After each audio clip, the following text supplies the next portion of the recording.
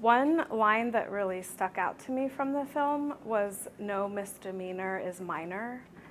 I study and teach about the history of race and mass incarceration in the United States, and particularly how the prison system grew exponentially since the 1980s.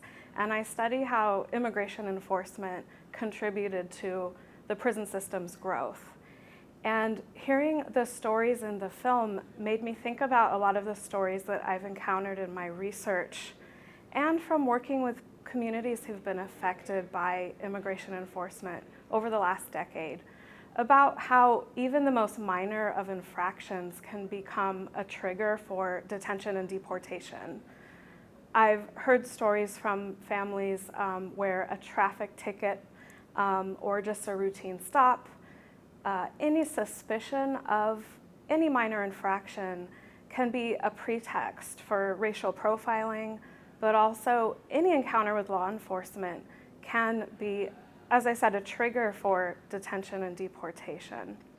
This evening's film is disturbing, and it is also a reminder that things have not changed much in the United States since, as my colleague Dr. Leak indicated, since slavery. But I would also add freedom, because freedom and labor, the right to work and to be a citizen in the United States has always been a question that has been encased in race.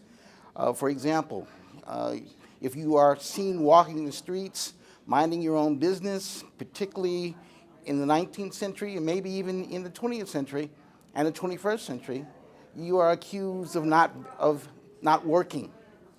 When in reality, many of the people that were accused of vagrancy were actually employed. And so our society wants people to work and work and work, but at the same time, having leisure is somehow not what the society seems to want. At the same time, who are we? Are we a nation of people who just work, work, work, or are we a nation in which we respect each other, enjoy each other's company, and respect the ideas and cultures of the people that live here?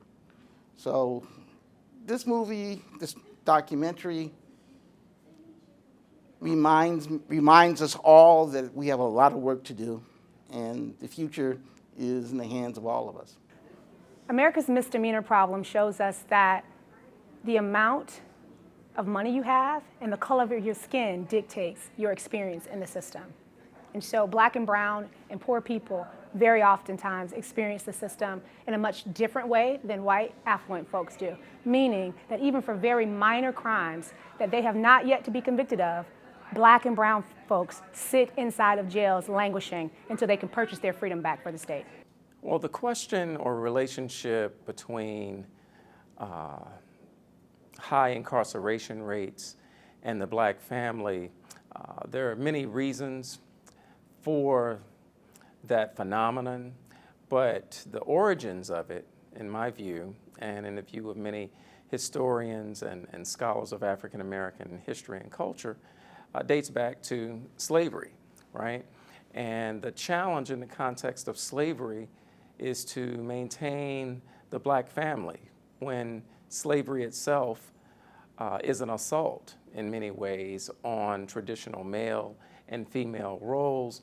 And so post-slavery, when African American men assert their manhood and attempt to do things that white men typically do, raise a family, earn a decent wage, things of that nature, white men become fearful, and they create policies, Jim Crow codes or post-Reconstruction black codes that more or less are designed to entrap black men, and that phenomenon, tradition, dubious tradition, continues to the present day. And so the high incarceration rates, especially for misdemeanors amongst black and brown male and female populations is directly connected to the fear of black men in particular actually exercising their citizenship, their manhood. And so